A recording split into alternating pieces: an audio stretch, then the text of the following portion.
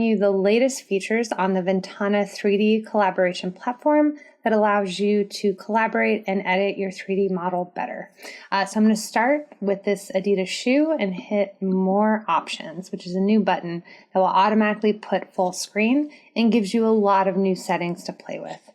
First, I'm going to start with camera position. So this allows you to set the camera position of the 3D model. So for example, if I wanted this shoe to load in this position every time, I would move it and do set position.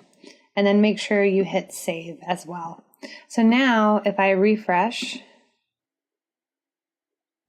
it's going to start out in the exact same position I saved. And if I want to reset, I can go back to that default, hit save, and I'm going to refresh this. Great, and now it's back to normal.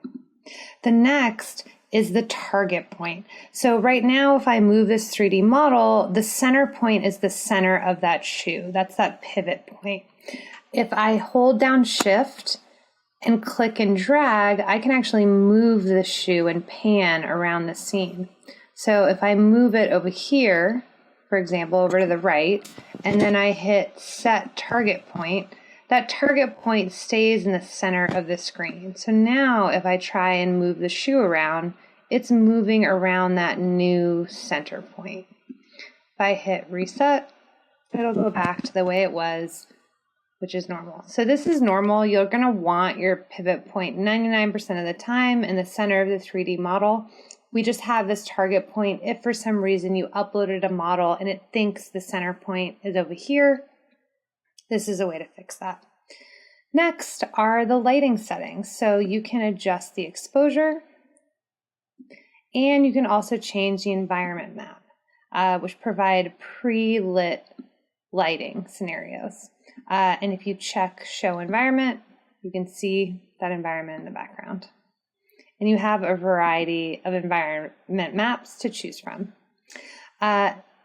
Next is shadow. So you can actually turn up the shadow intensity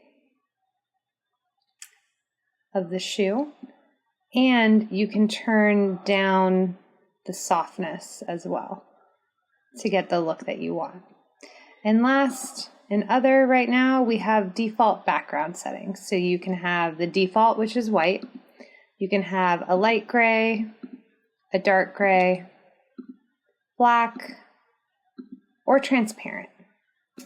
I'm going to stick with a default, hit save, and now you can exit.